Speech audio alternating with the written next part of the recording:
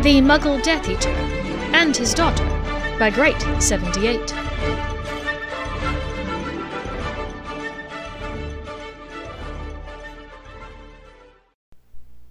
Chapter 25. Deceits and Dances. The entire group of witches and wizards, plus the Grangers, moved into the Malfoys' grand dining room, not connected to the kitchens, Lucius thought smugly, and sat down to dinner at the sound of an elf ringing a small bell. Lucius was pleased to see Draco acting as the gracious host to Hermione and the other young folk that had joined. Only the children of Crabbe, Goyle, and Pusey were in attendance tonight. He preened to see that he had been seated to the left of the Dark Lord. "What is this?" Voldemort asked him in confusion when they reached their seats. He held up a finger bowl. Lucius's years of etiquette lessons kicked in. It's a finger bowl." "But it doesn't have fingers in it," said the Dark Lord, a bit put out. "No, it's for your fingers, my lord, to clean them between courses." Voldemort nodded sagely. He turned to his right, finding Richard.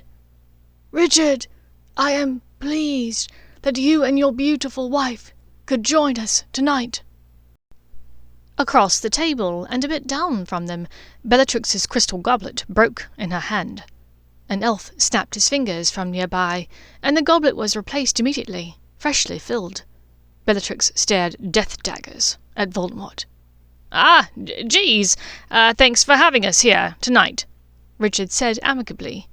He smiled across the table at Linda, who smiled nervously back at him, then glanced first to her left at Bellatrix, and then at right to Narcissa.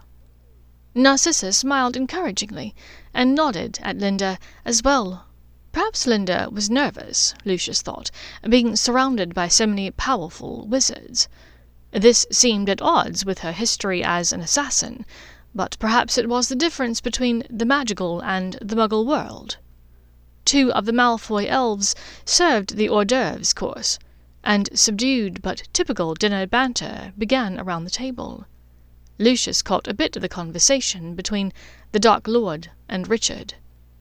"Your daughter comes from a very noble and honoured lineage, Richard," Voldemort said, between bites of hors d'oeuvre. "At least on her father's side. And what of her mother's?" Yes, that's a bit more of a mystery, isn't it?" Richard looked down the table, his eyes catching uncomfortably on Bellatrix, who was seated next to his wife. Lucius clenched his jaw, trying to put that out of his mind. It was easy to forget, looking at the mild-mannered young witch, that her mother was Bellatrix Lestrange. He turned to his left, where Nott had just asked a question of him. Yes, that's a bit more of a mystery, isn't it?" His gaunt cousin put an entire canapé in his mouth, and looked further down the table at the 3 witches, sitting opposite and a bit away from them. Lucius's wife was seated next to Richard Granger's wife, and next to her, Bellatrix. "What do you mean? Did your wife not bear—" "Oh, no. Linda did not give birth to Hermione, if that's what you're asking. Linda wasn't able to have children." "It was likely for the best. My own mother, your aunt, died in childbirth, you know." "Yes, I knew that," Richard said. "How did you know it? I did not tell Morphin that childbirth was the cause of her death," Voldemort said, almost to himself. There were only a few people alive that knew this, beyond a shadow of a doubt. The people from the orphanage, of course. Possibly Dumbledore, if the drunk Mrs. Cole had felt talkative when the wizard visited. And Bellatrix. Bellatrix told him once, a month or so after she had tried to corner him in that room, that she wished to have a child of her own one day. Voldemort couldn't understand how this conversational topic had come up. They had been on a mission to find an old mudblood, living in a small village near Whitby. They had arrived in an alleyway and emerged on a street upon which groups of school children were walking home from school. His eyes had alighted on Bellatrix, and was surprised to find an almost wistful expression on her face. Bellatrix asked him, "Do you wish to have children one day?" It was true. Voldemort did wish it. The chance to multiply one's magical genes and knowledge thrilled him. Children who carried your blood was its own form of immortality, though not as definite and reliable as other methods. But at one point, when his curiosity had gotten the better of him, he had looked up the process of creating a child the usual way. He learned with alarm that, quite often, the first step was kissing. What he and Bellatrix had nearly done that night of the dancing, in one of the Malfoys' spare rooms.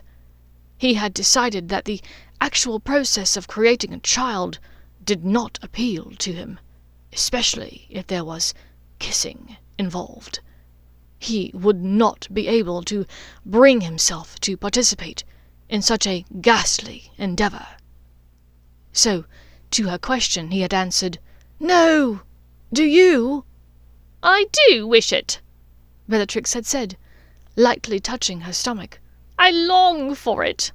My sister, Narcissa, has been trying for some time. It is a process fraught with complexities." "No, childbirth is never easy. My own mother died from it, you know."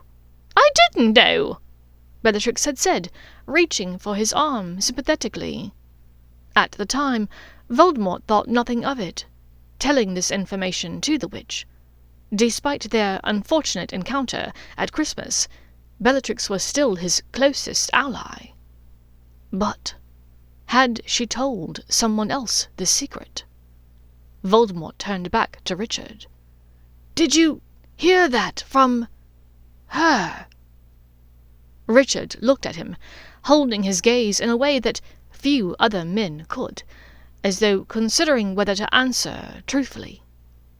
"Yes," he finally nodded. "From her." Voldemort gasped.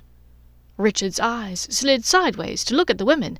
No, the woman, further down the table. Voldemort turned and looked as well. Bellatrix stared back at him with violently flashing eyes that seemed to say, "You had your chance." Her dark, riotous, curly hair seemed to swirl about her confidently. Voldemort dropped his eyes. Was it possible? Could Bellatrix have... Oh, surely not. Not with his own cousin. But she seemed so intent upon having a child of her own. Perhaps when Voldemort had rebuffed her kisses, she had gone to the next best thing, his cousin. Their blood purity was nearly the same, after all. One pure-blood Gaunt parent, and one Muggle. And it was her cousin Regulus who had found Richard in the first place. He turned in the opposite direction, looking carefully at the young girl, Hermione. Her hair colour was the same as Richard's, but those curls. There was only one other witch at the table with hair anywhere close to this, and that witch was boring holes into the side of his face with her stare. Voldemort was certain. Bellatrix always got what she wanted, in the end. "My lord," said Lucius, seated to his left, "did you need anything?" Voldemort realized that he looked as though he had been staring at Lucius, not at the girl.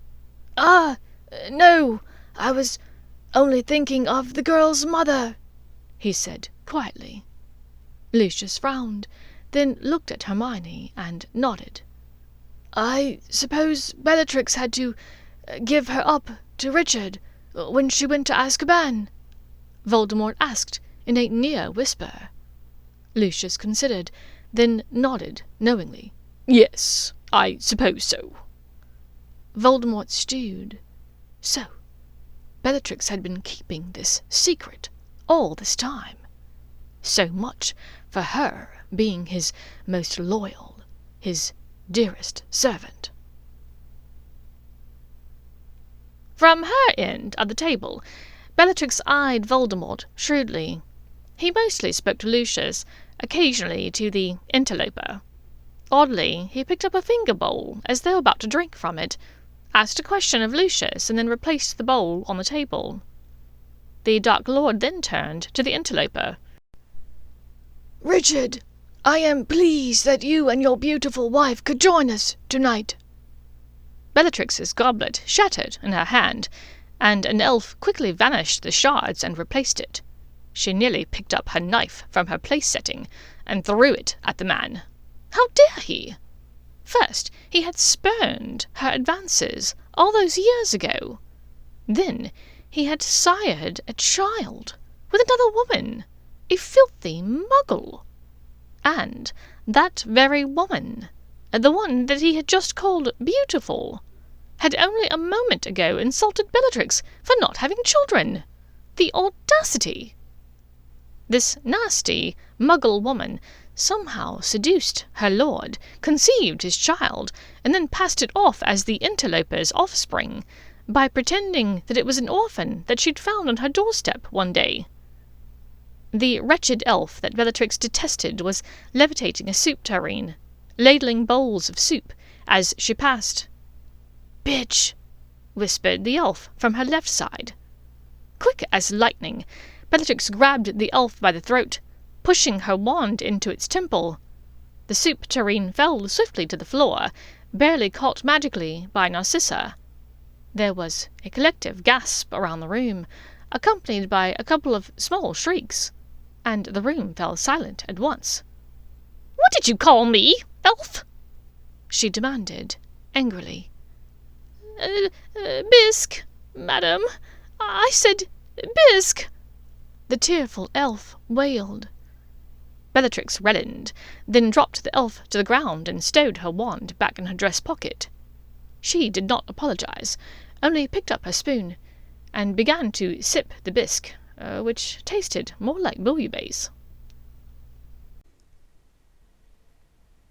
The elf left the room, but not before Hermione caught the barely suppressed smirk on the elf's face. "Who was that elf?" she asked Draco quietly. "Her name is Tiffy. She works in the kitchens." "Why?" "No reason." The dinner progressed mostly without incident, and Hermione was suitably impressed with each course. Her parents had taken her to several nice restaurants over the years, of course, but a 5-course meal was above and beyond the norm for the Granger household. "So, Adrian, are you excited for your 7th year?" Hermione asked between the salad and the main course. She was already getting full, and was beginning to regret eating Draco's olive canapes along with her own when he had turned them down. "Not especially," Adrian said, boredly leaning back to allow an elf to remove his salad plate. "More the same. Although I will be glad not to have to worry with OWLs again. My father said I don't need to have a lot of NEWTs to take over for him in our family business one day, which is good. I feel like 4 OWLs is plenty." "Good. That's good," said Hermione weakly. "Draco, you think we'll take the Quidditch Cup this year?" Adrian had moved on from academic talk. "I hope so," Draco said eagerly. Quidditch dominated the discussion, boring Hermione nearly instantly. Her eyes wandered down the table where her parents were seated, separated amongst the various adults. She drew in a nervous breath. Her father was next to Voldemort, whilst her mother was forced to keep the revolting Bellatrix company. It had been a tense week in the Granger household. Richard had been studiously avoiding lengthy discussions with her of what had happened in the Department of Mysteries only days before. "Crab cake, I can't say too much. Just know that I have things in hand." But how could he? Could he truly understand the scope of what was happening? Voldemort had returned, and it was only a matter of time before he sought to take over the wizarding world. How was her father involved in this? And why wouldn't he want to tell her mother what was going on? Hermione's gaze fell on Linda, her sweet mother. Neither of her parents deserved to get involved in any of this. Even though different blood ran in their veins, Hermione loved both of them so much. It gnawed at her, keeping her mother in the dark.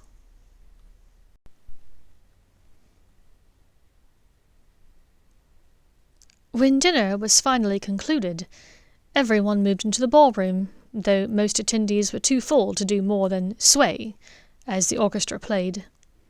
Hermione did indeed get her chance to dance with Draco properly.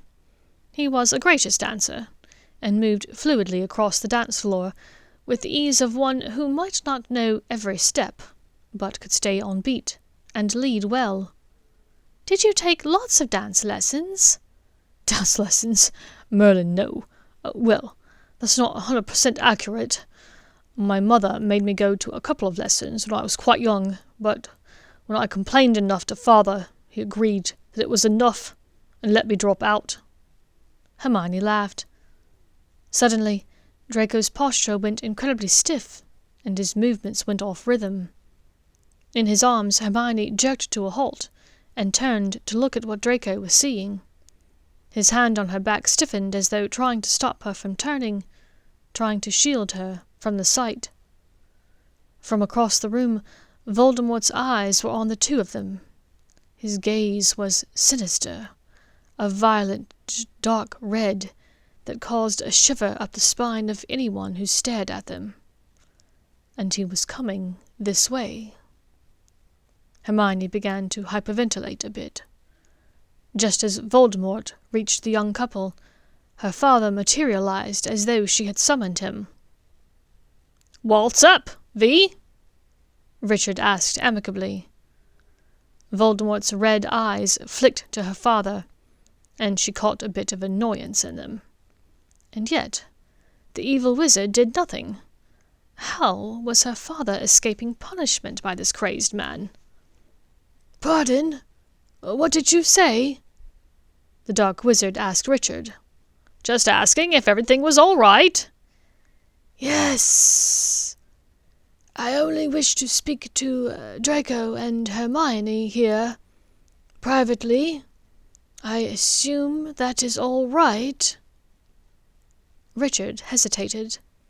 Hermione could tell that he was not keen on this idea, but she tried to reassure him with a small nod. Next to her, she could feel Draco offering the same reassurance to Richard before he spoke. They at least would be together. Draco made a small bow and gestured for Hermione to exit the dance floor. He spoke to Lord Voldemort with as much confidence as he could muster. "Of course, my lord. Though we would like to dance once more before Hermione has to leave. Perhaps we can make it quick. Step this way, please, Hermione." Hermione cocked her head at him, catching the twinkle in his eye and the barely there smirk on his face. "Oh, quick step, huh?" She looked back at her father's face. It was still edged with worry, though now there was the tiniest of smiles as well.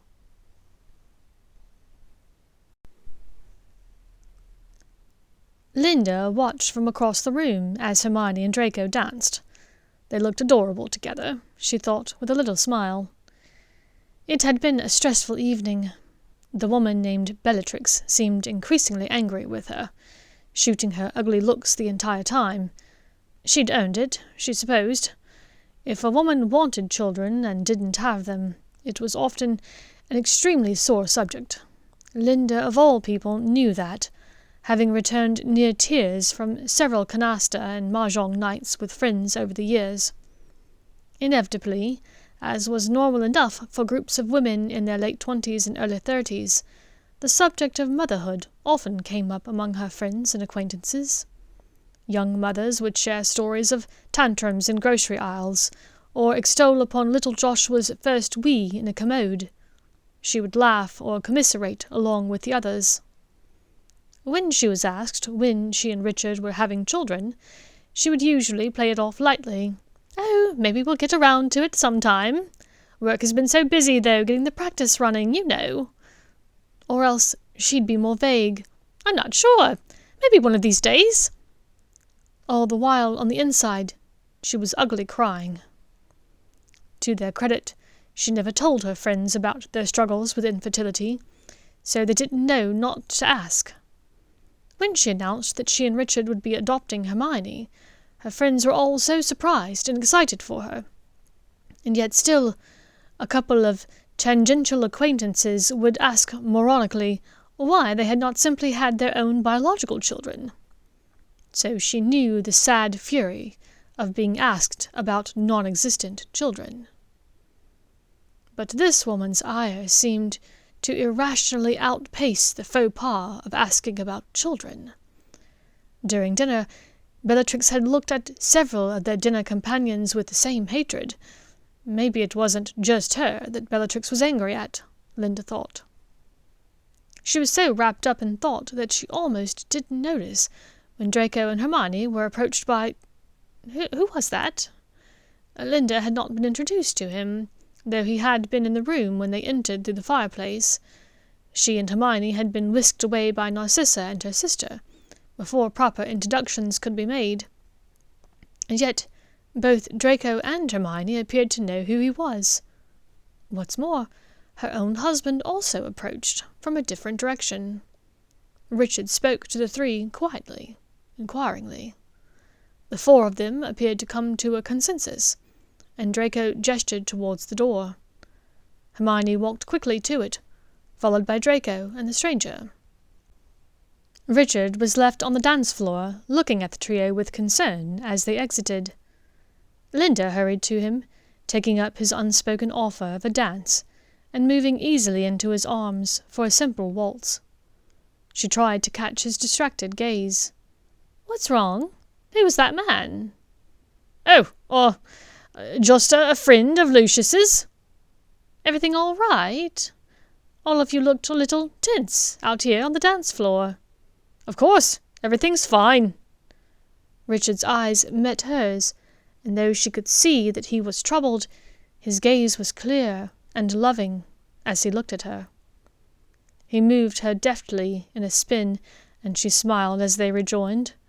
Richard had always been a polished dancer. He pulled her close, nuzzling against her ear, sending shivers down her spine. "I hope you're saving me a tango for later when we get home, Lindy Hop." "You're rumba-leavable," she laughed. He smiled wickedly down at her. "Don't lie.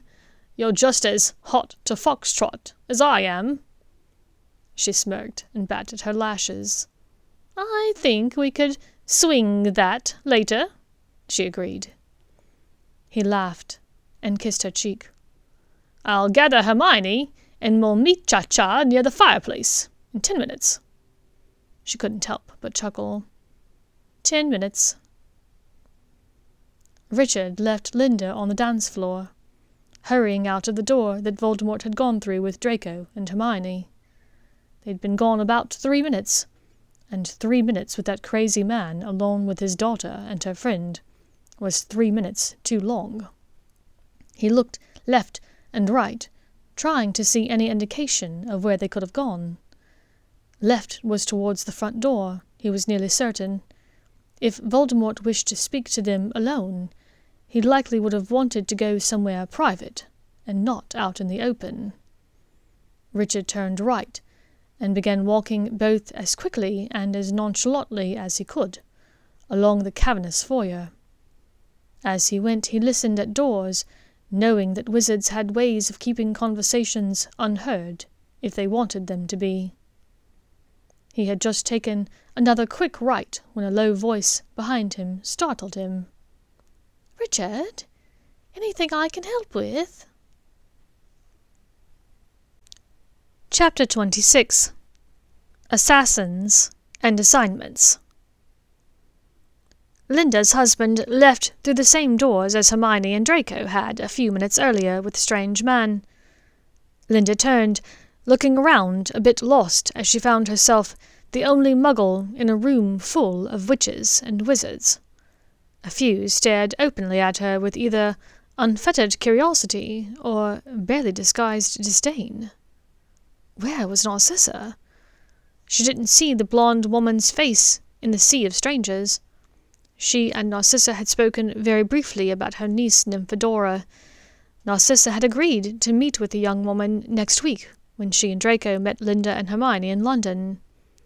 Linda hoped that then she could get some answers from Narcissa about why she'd met Richard at that McDonald's months ago. Just then, another blonde head caught her eye. Lucius was bowing to a woman with whom he'd just danced, only about 5 couples away from her and Richard. Perhaps he could shed some light on things, considering that she had seen him going into her house and apparently leaving with her husband one evening. She made her way quickly to his side. "Hello, Lucius. I haven't had a chance to speak with you much this evening." "Ah, Lady Linda. So lovely to see you. Would you care to dance?" Instantly, it seemed, 2 more couples moved a bit closer to them, as though to eavesdrop. No, I don't really feel up to another dance. Perhaps just a quick walk around outside for some fresh air?" She indicated the open French doors that led to the balcony nearby. "Of course." Lucius bowed to her. God, all that ridiculous bowing and scraping, it was too much. She harumphed a bit too loudly, and made her way to the balcony doors. "Richard, anything I can help you with?"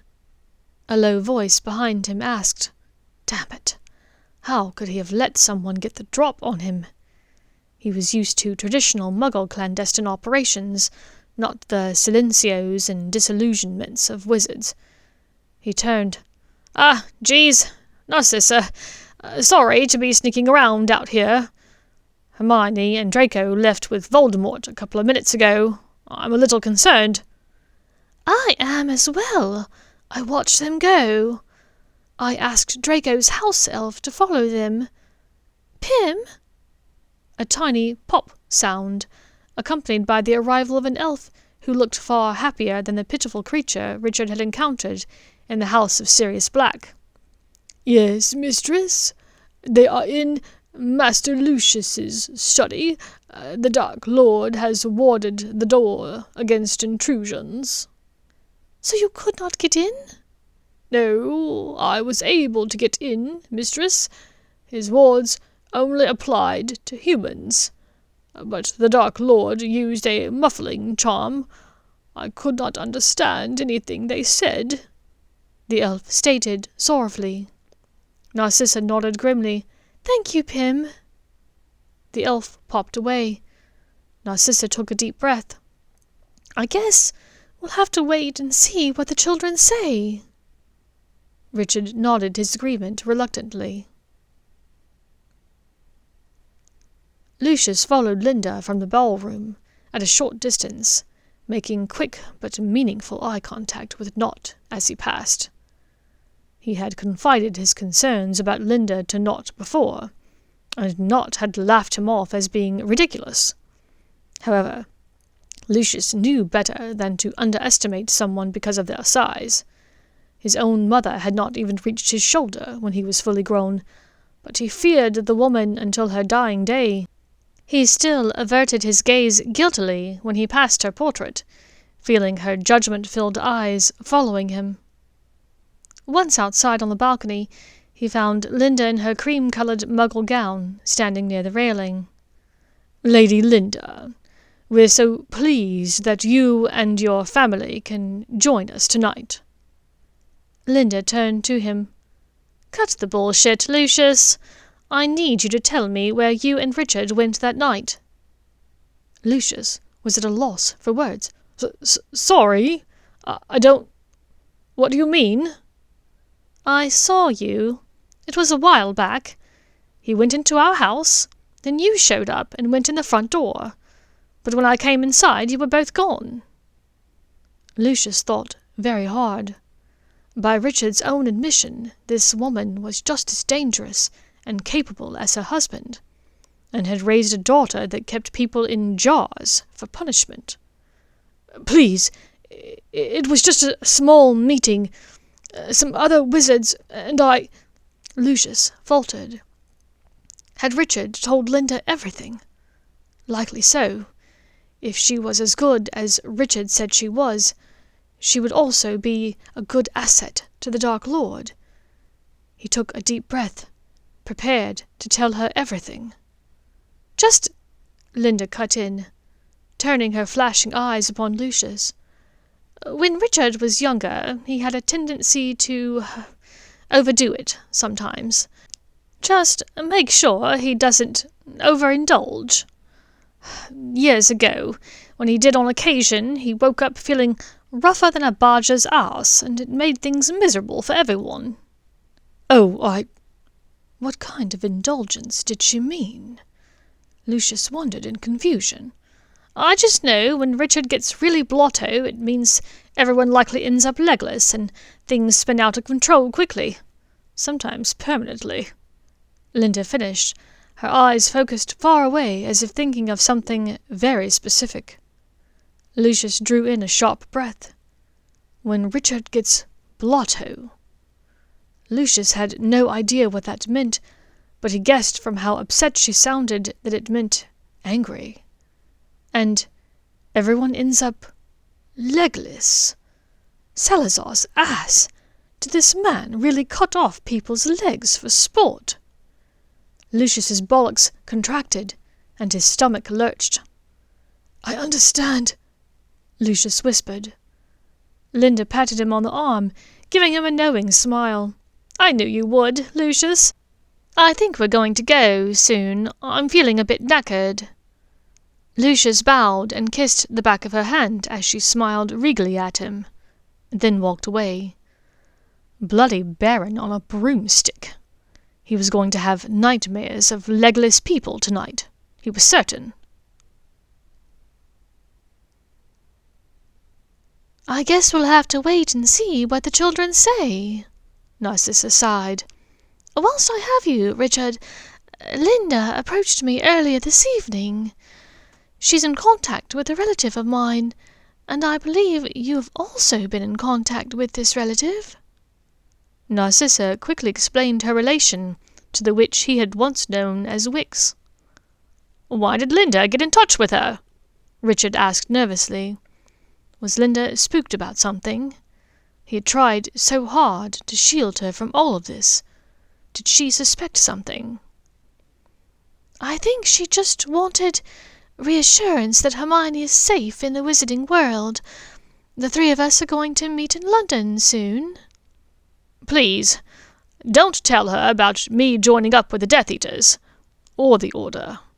It could be very dangerous if she knew anything. But keep me updated. I'm trying very hard to keep Linda out of any of this." Narcissa nodded in understanding but said nothing. Linda was her friend, first and foremost. She wouldn't reveal Richard's secret to Linda because it would be dangerous for all of them if the wrong person found out. But she wouldn't betray her friend's trust either.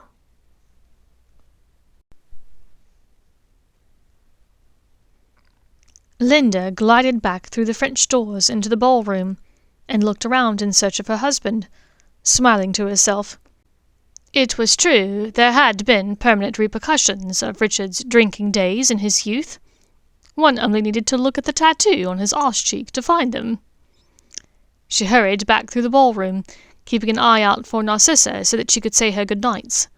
She was meant to meet Richard and Hermione at the fireplace in just a few minutes.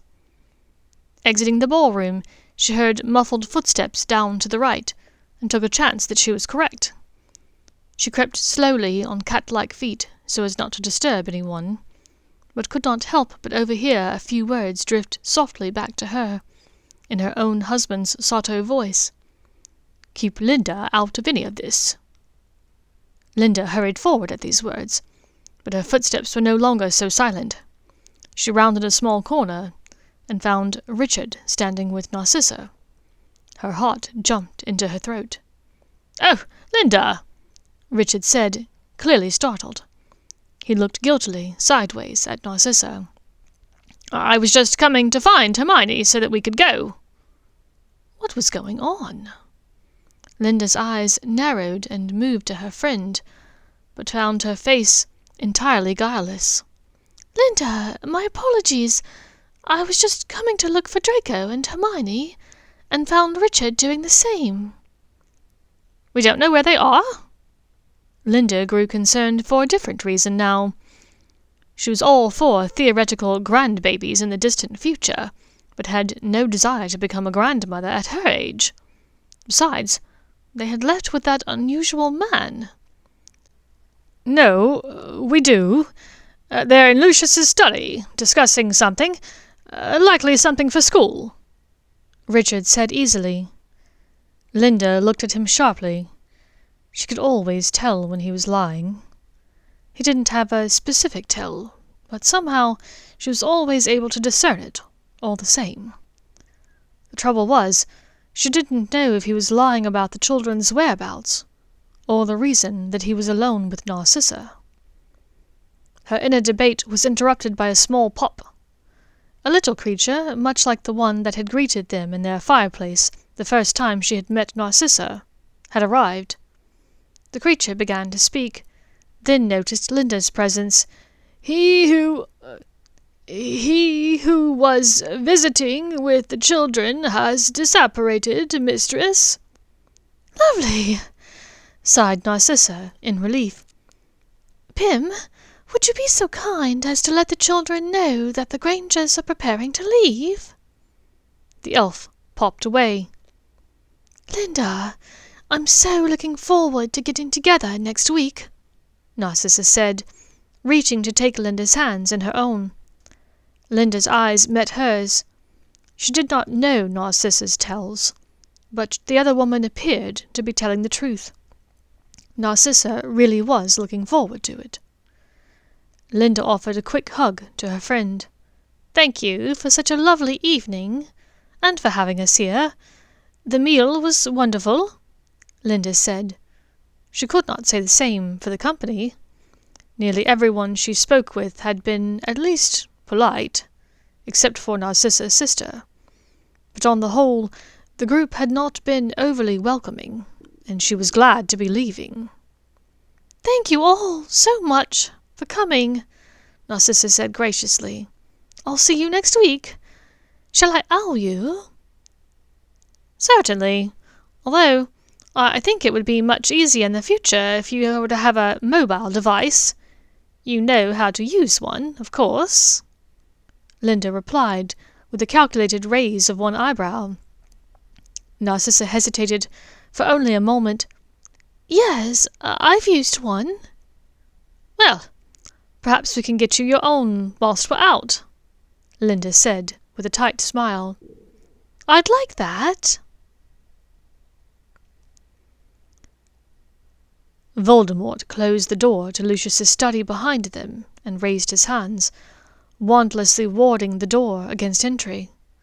When he was done, he turned to Hermione and Draco, who had settled uneasily on the edge of the leather sofa. "I had hoped that the three of us could have a brief conversation about Hogwarts.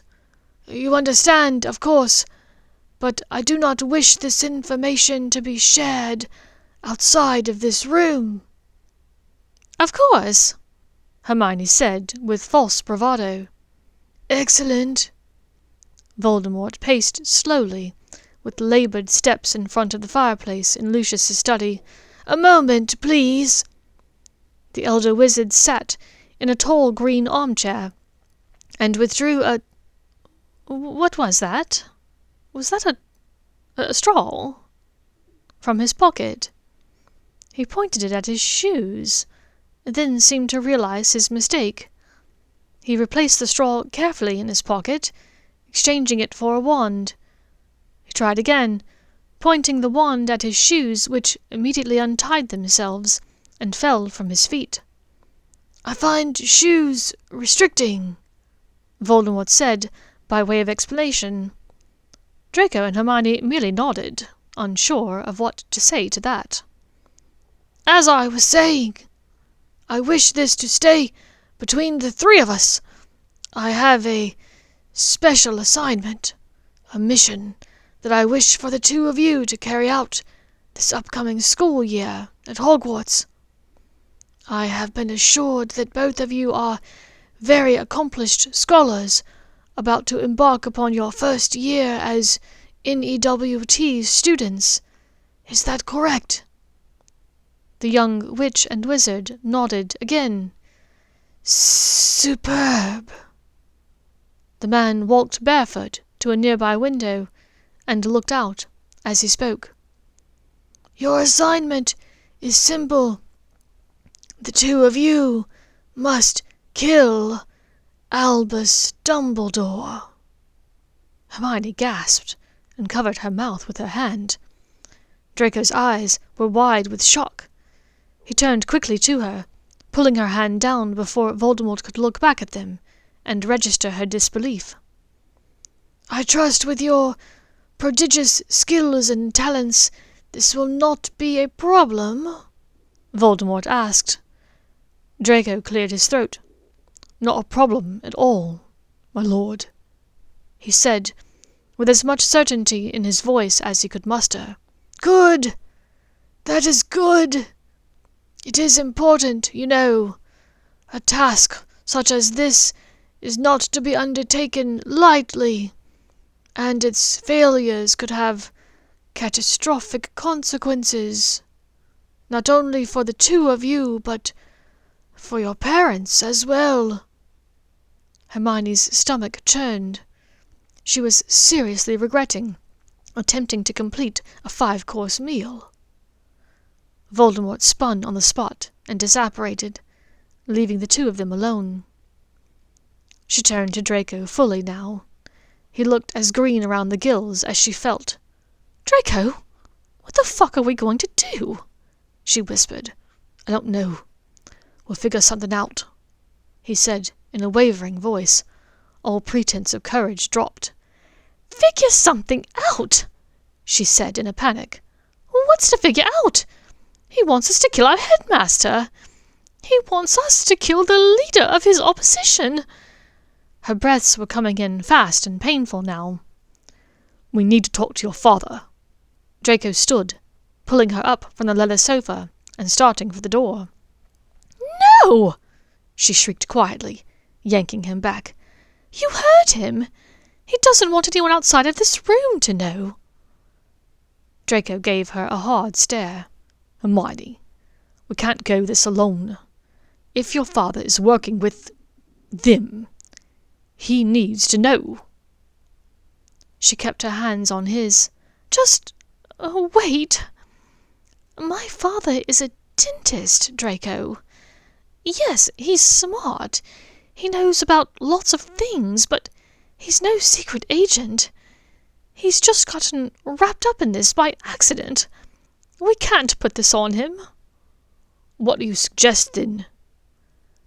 "Let's just think about it. Voldemort didn't give us a timeline. It's not like he expects us to walk into the welcoming feast and Avada Dumbledore then and there. There's a way out of this. We just need to think about it." Draco sighed, pulling her into his arms and holding her close. Perhaps she was right. Perhaps they didn't need to rush into this. They stood there wrapped in each other's arms, her hands scratching lightly at his back, his right hand carding through her curls, whilst his left massaged her neck. After 5 minutes or so, Pym arrived to tell them that the Grangers were preparing to depart. "Thank you, Pym," Draco said. The elf simply stood there. Draco cleared his throat and tilted his head at the diminutive elf.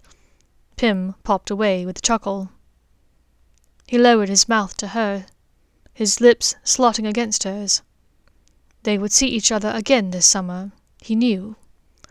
He and his mother had plans to meet Hermione and Linda in Muggle London, and there would be back-to-school shopping in Diagon Alley. But at 16, every parting was a tiny mourning. Every kiss felt like the last one, particularly when you've been asked to bring off the impossible. Chapter 27. Angels Ahoy. Summer in London could be pernickety. One day could be gloomy and chilly, and the next sweltering. Hermione was pleased, therefore, when July 16th dawned bright and sunny with just the slightest hint of a breeze. She'd planned to wear her favourite summer dress, a green and white pinstripe shirt dress with a full skirt. She felt sure Draco would like it. Draco and Narcissa arrived at 10 o'clock sharp. He wore a blue Muggle tuxedo and dragon-hide boots that someone had attempted to transfigure into Muggle trainers. Hermione's eyes widened, and she struggled to control her smile as she took in the red Nike swoosh that was upside down and looked more like a check mark. He'd clearly tried to recreate it from memory. Narcissa was startlingly dressed in her own unusual hodgepodge of attire. The tight white bell-bottomed trousers had tiny appliques of flowers and circular symbols that vaguely resembled peace signs. Her butterfly-patterned yellow shirt was topped by a brown suede fringed vest. She wore platform brown sandals to complete the look. "Oh!" said Linda in a small voice as she took in their garb. Oh. It's too much. Draco's outfit, it's too much, isn't it? I told him that this was for a formal evening event, not for a day visit." "Well, yes, it is a bit much. Also," Linda began, wringing her hands, how could you tell a friend that their wardrobe was hopelessly dated? "And I told you, Mother. Muggles don't wear that. Not now, anyway. Look at Hermione and Mrs. Granger." "Now, it's not so bad. Both of you look adorable, but yes, I think for today, perhaps a little change. Draco, would you mind terribly if we got you something from Richard's closet? Hermione, take Draco and show him Dad's clothes. Maybe just a simple collared shirt and some trousers." Next she turned to Narcissa. "And I must say I truly love this ensemble. It takes me back to my high school years. But Muggle fashion has changed a little." Linda took in the crestfallen expression on Narcissa's face. "Truly, Narcissa, you do have this fashion time period almost perfectly," Linda continued, smiling whilst eyeballing the faux peace signs a bit doubtfully. They looked more like a cross between a Mercedes and a Volkswagen symbol, if she was being honest. "I'm guessing the styles have changed a bit from the last time you spent time in Muggle London?" Narcissa smiled a bit sadly. "I used to go with my older sister in the summers when we were at Hogwarts.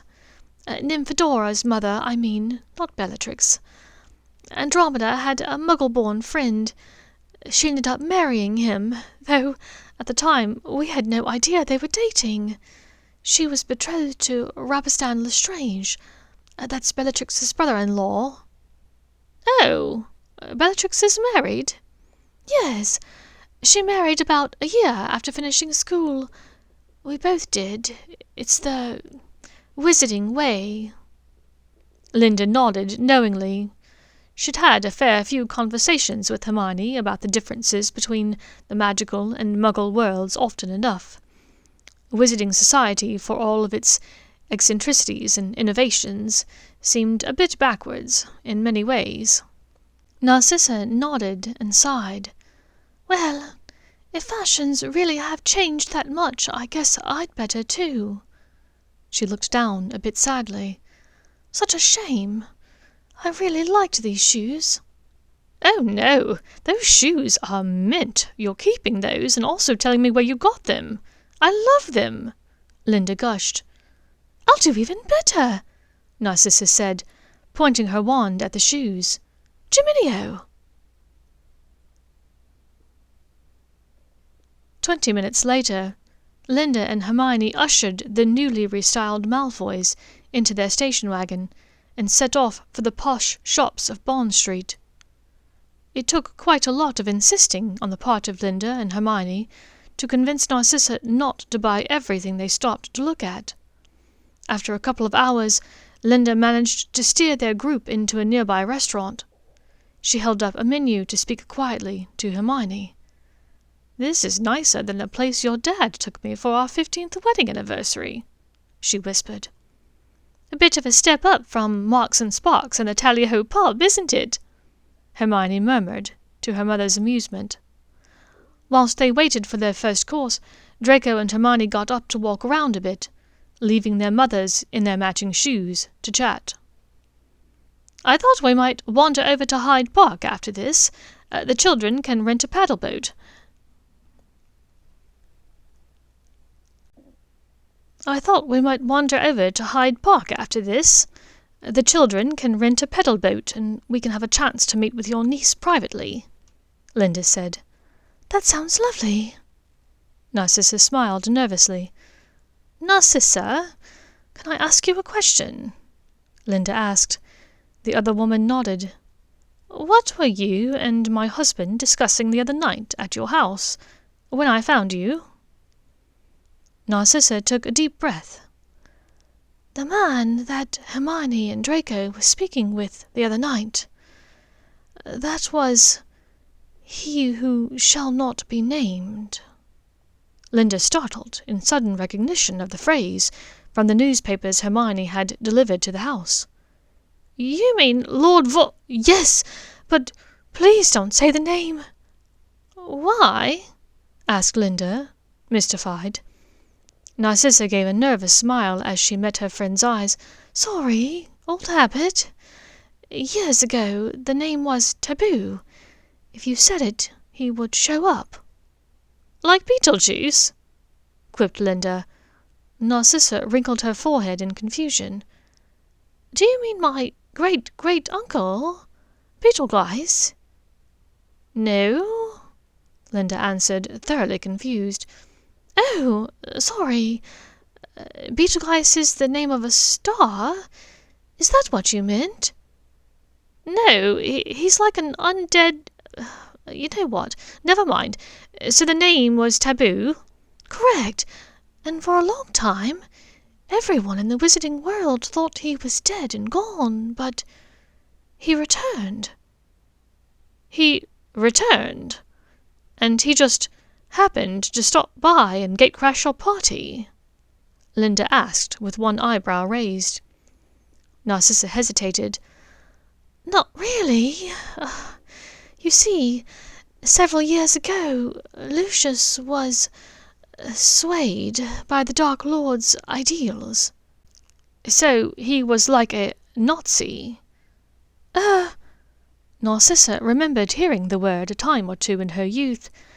She didn't know what it was precisely, but the connotations were frightening. "Someone who believes in blood supremacy," Linda supplied.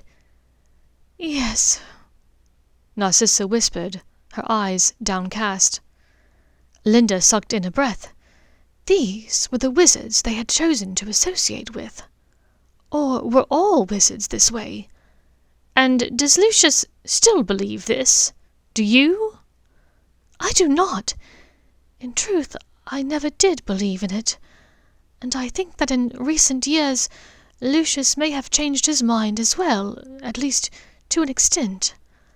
But he would be hesitant to voice this change of heart to the Dark Lord.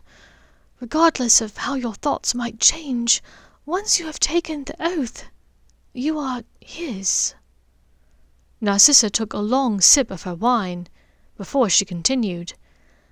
"Many years ago, near the turn of the last century, that's when things started to change. Before then, wizards lived alongside Muggles somewhat peacefully. Yes, there were several well-publicized incidents, some attempts at burning and the like. It was unfortunate because the only people killed by those were Muggles. An actual witch or wizard cannot be burned. But several years on from the Enlightenment, things settled down. To be sure, there were a few dust-ups. A family might have to move or go underground when strange things would happen, and rumours turned against them. My father Cygnus had a Muggle-born grandmother. Of all of my family elders, she was always my favourite. In truth, most pure-blood families have a handful of Muggle-borns, or half-bloods, within them. We will have died out a long time ago if we'd kept marrying each other," Narcissa said with a little laugh. That explains a few things," Linda said thoughtfully. "What do you mean?" Narcissa asked. "Well, just the fashions, for instance. Our first time in King's Cross, we noticed a lot of Victorian-era clothing, even though many wizards and witches were dressed in more modern styles, and very few light bulbs. No telephones, only owls. No fountain pens or ballpoint pens. It's almost as though your society stopped adopting modern conveniences around 100 years ago." Narcissa nodded slowly. "I suppose you're right," she sighed. "But Lucius was more susceptible to pure-blood supremacy. His father, Abraxas, had been very fixated on blood status. Abraxas's mother died in childbirth, you see. His father, Olivier, was woefully underprepared to be a single father. He remarried almost immediately, this time to a Muggle-born witch.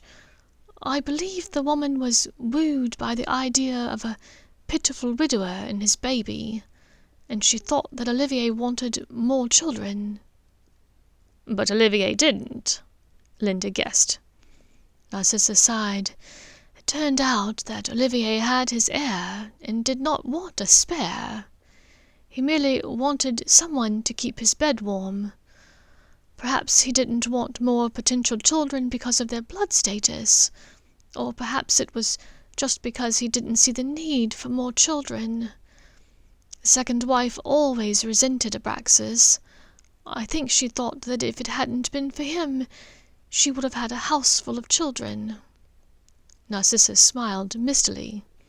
It was a desire she was well acquainted with, the hope for more children.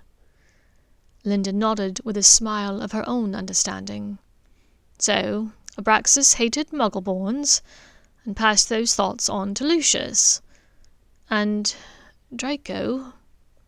Fear etched its way across her face. Did her daughter's boyfriend actually hate who she was? "No!" Narcissa reassured her quickly. "No, Draco has learned a better way of thinking. In no small part, I am sure, because of Hermione's presence in his life. I only wish that I had had his courage when I was his age." "Oh?" "Yes, like I said, my sister married a Muggle-born." Linda's eyes darkened. "Is that the reason you and your sister aren't close?" "Yes," Narcissa said, ashamed. "Andromeda was 2 years older than me. She was set to marry Rabistan right after she turned 19. She ran away and married her husband a month before her 19th birthday. I was still 16, still in school, and I was terrified of losing the approval of my mother and father like she had. I know now that I should have stood up for Andromeda. She deserved better than her entire family abandoning her. But at the time, it seemed impossible." "It's all right," Linda reassured her. "I'm sure you have time to make up with her." "I can only hope you're right. But I know in Draco's heart he hasn't followed Lucius's ways." "Well, that's a relief to hear. So, Lucius was a follower of this guy, but then why was he wanting to speak to Draco and Hermione?"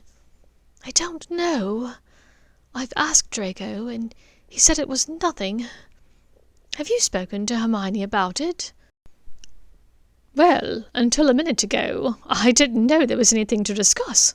But you can be sure that we'll talk about it when they get back here. Linda, you mustn't. Believe me, conversations about him are best conducted in private, if at all. If they have been told to do something and the Dark Lord finds out they told someone, we could all be in danger. Linda's eyes filled with quick tears. What are you saying?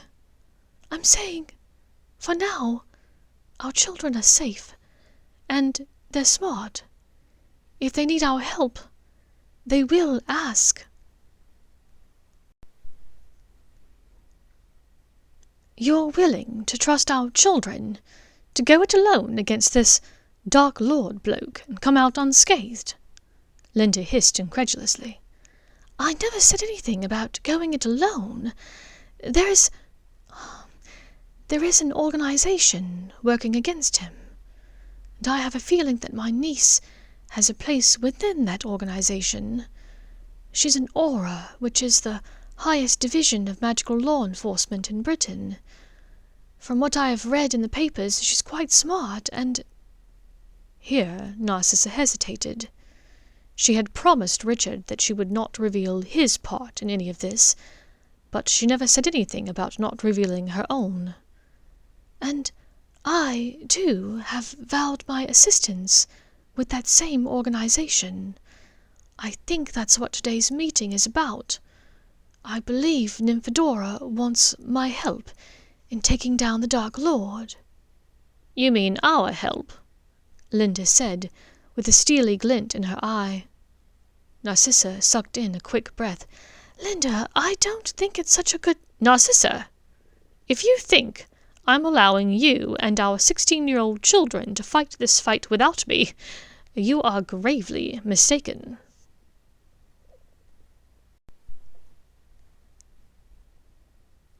Hermione, what is this thing? Draco asked. It's a pedal boat. Wait, you know what a boat is, right? Don't be ridiculous, Granger. All right, Malfoy. So, what's difficult to understand? Draco cocked his head to the side. Why don't we just use our wands to power it? Where's the fun in that? Besides, it's a Muggle boat.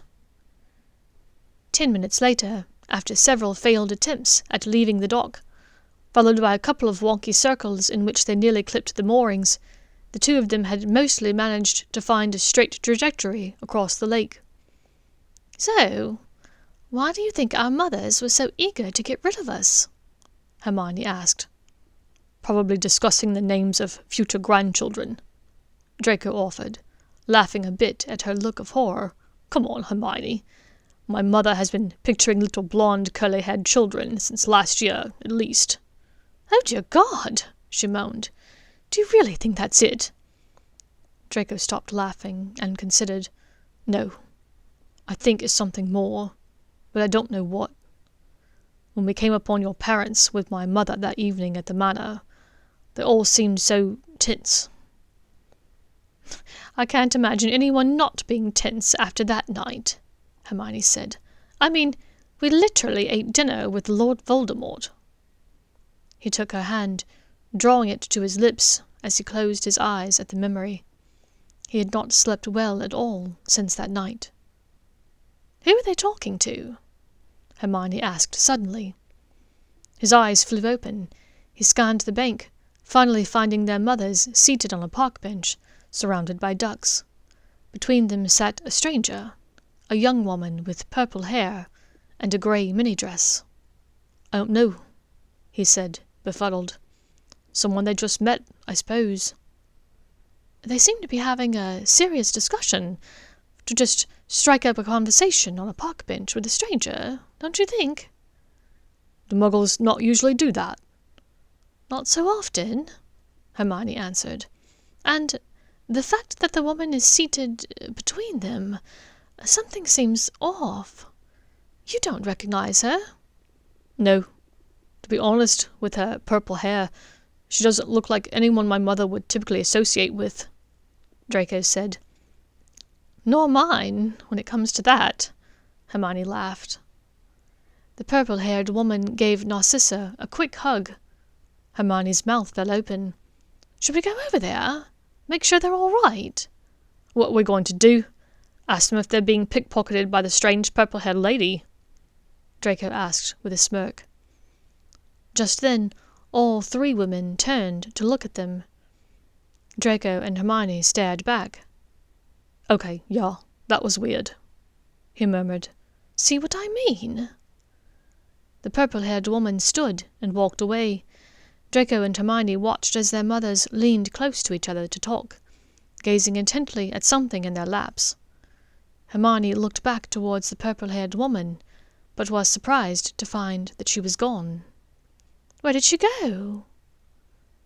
Draco searched the walkers along the path, but couldn't find her either. "Might have been a witch.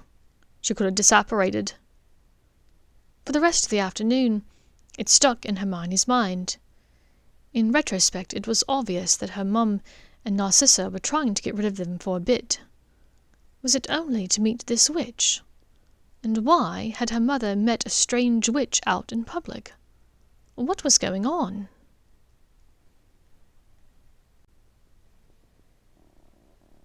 Tonks apparated into the out-of-order loo stall at the Nag's Head, near Hyde Park.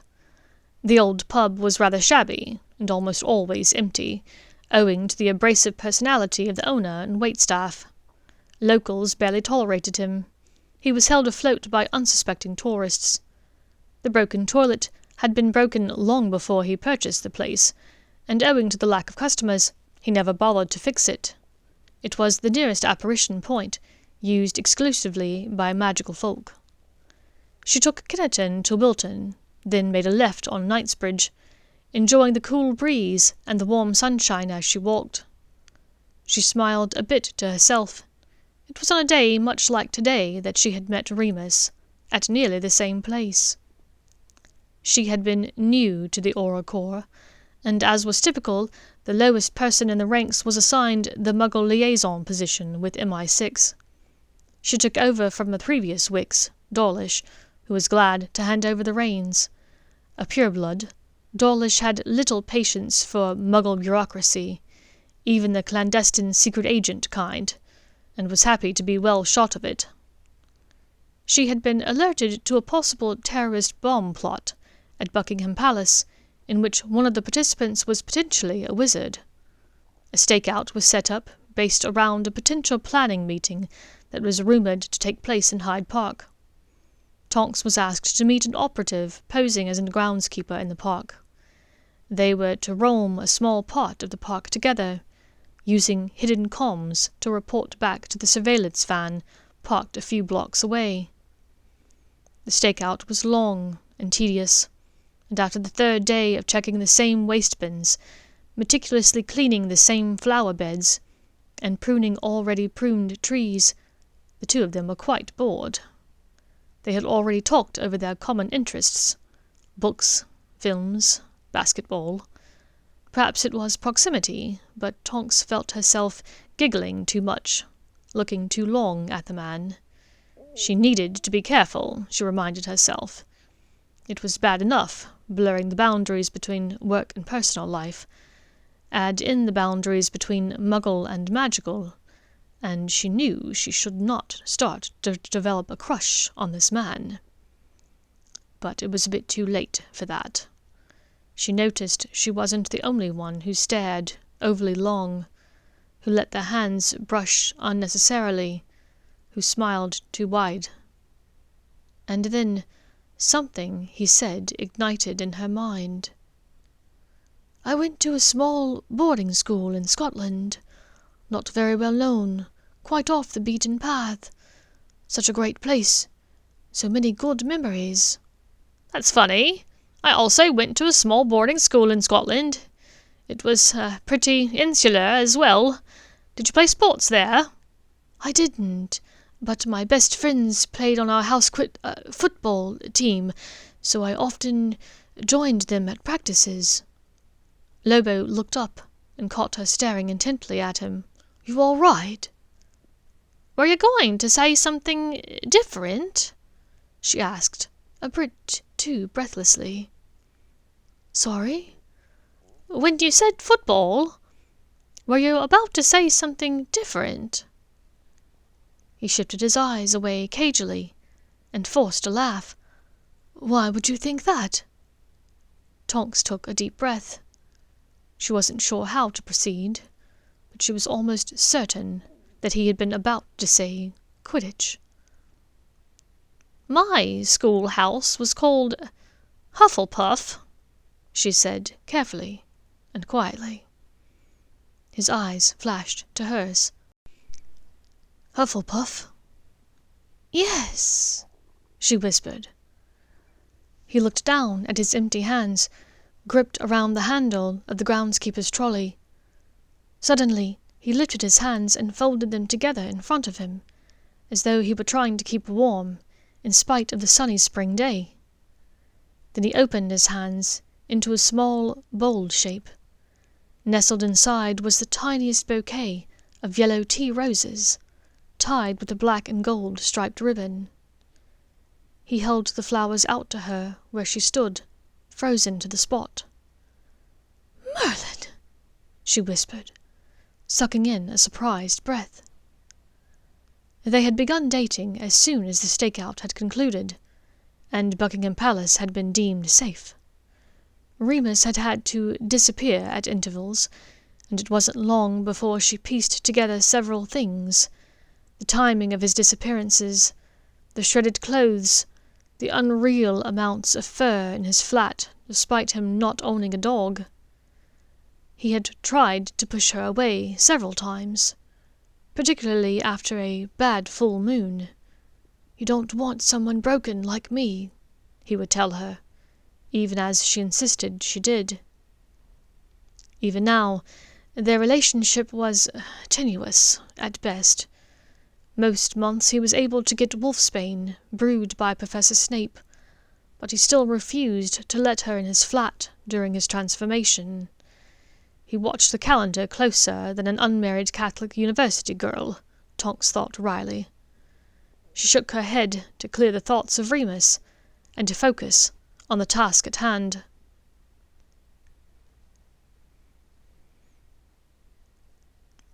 After crossing Carriage Drive, Tonks reached Hyde Park and approached a bench near the lake, finding Linda Granger waiting with a blonde woman that could only be her aunt. Narcissa Black Malfoy looked so much like the photos of her younger self that Tonks's mother kept in albums, she seemed to have barely aged a day in over 20 years. "Whatcha, Linda? Mrs. Malfoy?" "Nymphadora, please, call me Narcissa." Tonks was surprised to see the sudden tears spring up in the older woman's eyes, and was even more surprised to feel them forming in her own eyes. "Narcissa, then. Ordinarily I go by Tonks, but my mother calls me Dora." "You look like her," her aunt said quickly. Tonks laughed a bit. It was hard to imagine Andromeda Black Tonks with purple hair. "Well, not your hair, of course, but I can see her in your eyes." Tonks nodded.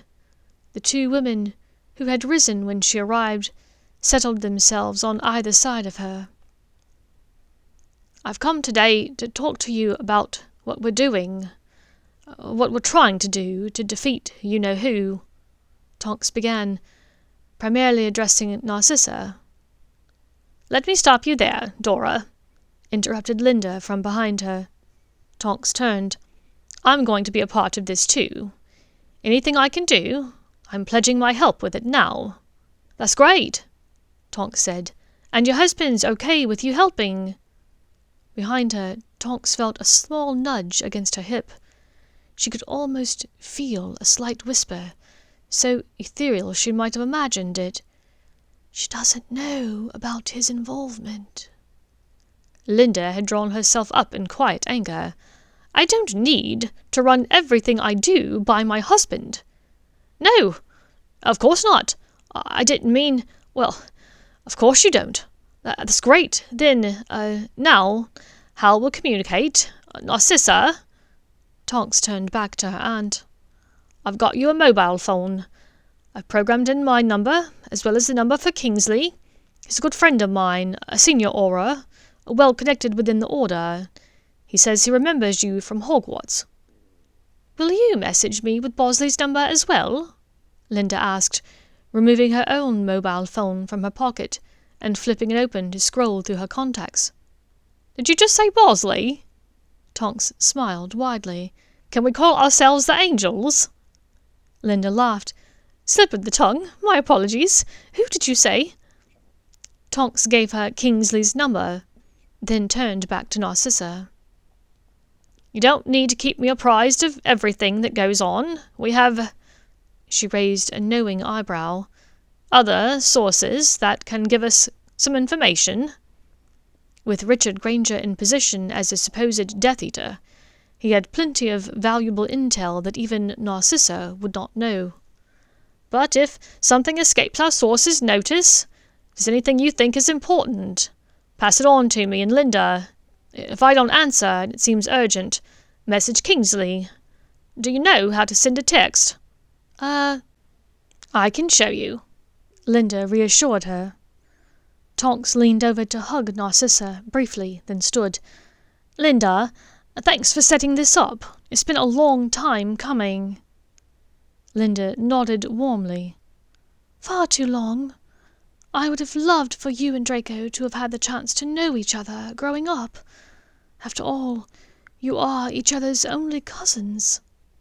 Narcissa broke off, her eyes drifting to the lake where Tonks could tell that Draco and Hermione were trying not to gape openly at the three of them.